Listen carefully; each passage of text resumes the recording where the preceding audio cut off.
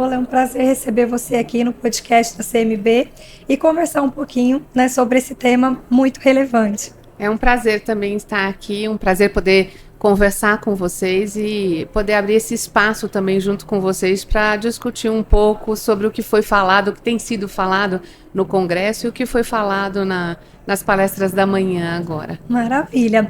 A Paola acabou de fazer a palestra dela, né, hoje no período da manhã, e nós vamos conversar um pouquinho agora, né, sobre o tema que foi abordado no painel, né, que ela participou, que foi o tema específico que a Paola trouxe para a gente nessa palestra de hoje, foi o engajamento, né, do paciente como uma estratégia para a qualificação dos serviços, não é isso? Isso mesmo. Então, assim, eu queria pedir, né, para você falar para quem estiver nos ouvindo agora neste momento um pouquinho, né, sobre esse tema tão importante que você abordou hoje no painel e trouxesse, né, como isso está sendo desenvolvido ali pela sociedade brasileira. Obrigada pela oportunidade. Acho que é bem importante a gente abrir um espaço para falar de qualidade e segurança do paciente num evento como esse, num evento importante como esse, onde a gente reúne boa parte das instituições que fazem a saúde no país, né? Assim, esse é um tema que vamos dizer, dos mais importantes atualmente, né? Porque a questão da qualificação dos serviços é que vão fazer com que a gente possa alcançar patamares de sustentabilidade, de melhores resultados. E acho que foi esse mesmo, vamos dizer assim, o foco da minha palestra. O que eu procurei trazer justamente à discussão. Nós precisamos falar de qualidade, né, de qualificação de serviços, que eu acho que é o tema mais importante. Mas quando a gente pensa, né, no formato, em como que a gente qualifica os serviços, existe um protagonista nisso, que é o próprio paciente e o usuário, né, do sistema, que pode e sempre nos dá dicas de qual é a melhor forma, quais são os nossos desafios, os nossos entraves, as dificuldades que eles encontram no nosso sistema, nos nossos serviços, e como que a gente faz para engajá-los, como que a gente faz para fazê-los participar dos nossos serviços, né? Então, eu discuti muito na palestra, primeiro, como que a gente abre espaço para o paciente, né? Como que a gente traz eles para discutir conosco as dificuldades e as melhorias que a gente precisa fazer na assistência. E mais do que isso, como que a gente ensina os nossos pacientes e os usuários a entender este mundo da saúde, este mundo dos serviços de saúde e principalmente a linguagem que a gente utiliza. Nós na área da saúde usamos uma linguagem muito cifrada, muito difícil de compreender, e é responsabilidade nossa, né, tornar isso mais simples, mais simplificado, melhor dizendo, para que o paciente possa então compreender e participar, ajudar a gente a evoluir. Perfeito, Paula. Eu queria te pedir, assim, já que a palestra aconteceu, né, na parte da manhã, para que você trouxesse aqui para a gente no podcast, assim, se você pudesse resumir, assim, numa mensagem principal, trazer uma mensagem principal, assim, desse tema que você abordou, como que seria, né, essa contribuição para o público? Tipo, você explicou para a gente aqui agora, né, o foco desse trabalho, né, que tem sido desenvolvido, a importância dele, mas numa mensagem única, assim, eu quero deixar uma mensagem principal. Qual seria? Eu acho que a mensagem principal é de que a responsabilidade pelo engajamento do paciente e pela construção de uma relação de confiança, né, paciente e sistema de saúde, é do profissional de saúde e do gestor de saúde.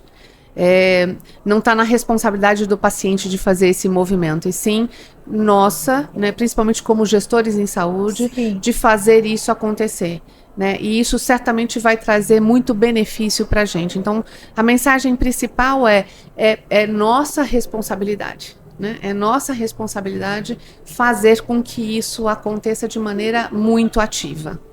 E assim, na sua visão, né? Hoje nós estamos aqui no segundo dia desse 33º Congresso, né, da CMB, que é um evento grandioso no sentido de reunir, enfim, tantas instituições, né, não só filantrópicas, mas outras empresas também que estão trabalhando, né, em prol do desenvolvimento, né, do serviço de saúde. Então, eu queria saber de você, como que você vê, né, assim, enxerga o papel desse evento no fortalecimento da cultura e qualidade, né, de segurança do paciente nas redes de saúde pública, né, de uma forma geral, e também nesse setor filantrópico. Sim, acho que reputo muita responsabilidade desse setor no sentido de desenvolvimento, de impulsionar e de ter, de fato, um protagonismo, né, no desenvolvimento da qualidade de segurança no país. Afinal de contas, nós estamos falando de um setor, né, de santas casas e de hospitais filantrópicos que dão conta de boa parte, de grande parte da assistência à saúde no país, né? Então, certamente esse é um nicho, né, de serviços de saúde que podem impulsionar, né, que podem, vamos dizer, diferenciar a questão da qualidade e da qualificação de serviços no país. Podem ser exemplos, né? Sim. E eu acho que o que a gente tem visto aqui é a preocupação dos gestores, né, em conseguir encontrar soluções, saídas para as dificuldades que a gente sabe que existem nesse setor, né? Que são inúmeras, mas também muita disposição para encontrar dispositivos e saídas para a gente avançar na qualificação do serviço. Então, sem dúvida, esse setor tem muita importância para impulsionar, né, e para protagonizar essa mudança, uma inflexão, vamos dizer, em busca da qualidade, da qualificação. Maravilha. E assim, pensando de uma forma assim, mais uma contribuição institucional da sociedade brasileira, né, para a qualidade no cuidado e segurança do paciente, como que vocês têm agido assim para contribuir, né, diretamente para o desenvolvimento e eficiência desses serviços de saúde, principalmente com esse voltado assim, para a filantropia, né? Já que a gente está aqui no Congresso. Sim. Então, como que tem sido assim, o desenvolvimento, né, do trabalho de vocês nesse sentido? Sim. É importante dizer que a Sobrasp é uma sociedade profissional, né? Então, de profissionais. É uma sociedade que congrega equipes multiprofissionais, então, olhando para a qualidade de serviços e para a segurança do paciente, a gente só faz transformações quando a gente envolve a equipe como um todo, e isso a gente se orgulha bastante de ser uma sociedade multiprofissional. E por conta disso, a gente tem uma possibilidade de trazer discussões e de trazer soluções em vários níveis, né, dos serviços de saúde, desde disciplinas diferentes até níveis mesmo de atuação, seja na base, eu digo, enfermeiros, médicos, técnicos, fisioterapeutas, até para gestores e lideranças em saúde. Então, a gente trabalha com um escopo grande e a sociedade, ela trabalha muito no sentido de oferecer formação, cursos, capacitação, eventos, principalmente participação em projetos colaborativos e funcionar como um hub mesmo. Sim. De trocas de experiências. Acho que nós temos muitas experiências no país, né? Em regiões diferentes. Sim. E a Sobrasp se propõe a ser justamente esse hub de troca de informações e de experiências para que a gente possa juntar parceiros, né? E através de colaboração a gente aprender com quem já encontrou saídas. Sim. Né? Porque às vezes a gente está dentro de um serviço de saúde, de repente está dentro de um estado ou interior de um estado, de certa maneira se sentindo um pouco sem saída, né? Com problemas que todos nós sabemos que existem. E quando a gente vai para uma sociedade como essa, a gente consegue encontrar profissionais e gestores com os quais a gente pode trocar e entender quais as melhores projetos e melhores iniciativas foram implantadas para conseguir chegar num resultado bom para o paciente. Então, acho que esse que é a maior contribuição da sociedade, além, obviamente, de trazer informação qualificada treinamento, né, capacitação para todos os níveis na área da saúde. Acho que congregar profissionais e principalmente promover colaboração, né, e troca de boas experiências, é assim que a gente entende que nós vamos fazer uma transformação, né, na saúde. É através da colaboração entre serviços, entre gestores. É uma troca muito importante. Uma troca importante, necessária. Vocês já atuam, né, assim, há muitos anos, e ao longo, né, desse tempo de atuação de vocês, com certeza existem infinitas histórias assim, desafiadoras, inspiradoras, de superação, com certeza. Queria te perguntar se existe algum momento marcante da sua carreira como psicóloga, como pesquisadora, que se conecte ao tema, né, que o Congresso está trazendo esse ano, né? Além do cuidar, somos uma voz, né? Então, assim, de que forma que não só o trabalho, né, da sociedade, mas o seu também, né, como pesquisadora, como psicóloga, em algum momento, uma história que se conectou com esse tema do Congresso esse ano. Sim. Acho que a história, talvez as histórias que mais se conectam com o propósito do Congresso são as histórias que a gente vai juntando, vamos dizer assim, ao longo da carreira, e que diz respeito a como a gente consegue dar a voz ao paciente, né? Quando a gente fala de que nós somos a voz, né? Muito dessa aproximação que a gente faz com o paciente de maneira empática, né, com compaixão e com transparência, e através dessa compreensão, né, principalmente da empatia, né, entendendo o que está se passando com ele, é que a gente sim se torna um advogado, né, assim, vamos dizer, a gente advoga pelo próprio paciente. Sim. Acho que ao longo da carreira eu tive várias experiências aí mesmo como técnico, né, quer dizer assim, atendendo pacientes, mas eu acho que as melhores experiências elas vieram quando a gente começou, na área da saúde como um todo, a configurar um processo de conselhos de paciente, né? Quando a gente consegue estruturar conselhos de paciente dentro das nossas instituições. Isso Sim. é muito poderoso. E me lembro de algumas vezes, me lembro recentemente de termos feito um projeto de melhoria num determinado protocolo, e nós, né, eu como sponsor do projeto, junto com o grupo, fizemos lá a proposta de uma cartilha de orientação para os pacientes, entendendo que a gente tinha feito a melhor coisa do mundo. Chegamos lá no conselho de pacientes para mostrar para eles como é que tinha ficado o produto, e literalmente tomamos um balde de água gelada, assim, porque eles leram a cartilha e falaram pra gente, mas, gente, eu não entendi isso, não entendi aquilo, está muito cheio de cores, o que significa essa cor? E eles foram perguntando coisas pra gente, e eu lembro de ver a equipe murchando, assim, né, Sim. ficando triste, falar, mas nossa, nós fizemos uma coisa com tanto estudo, com tanto carinho, Sim, né, com tanta atenção, buscando acertar, né? E quando a gente chegou para o conselho, eles falaram, olha, tenta simplificar aqui, e deram todas as dicas para a gente ajustar. E aí é que a gente percebe o quanto a gente não pode ser voz se a gente não tiver escuta. Sim. Né?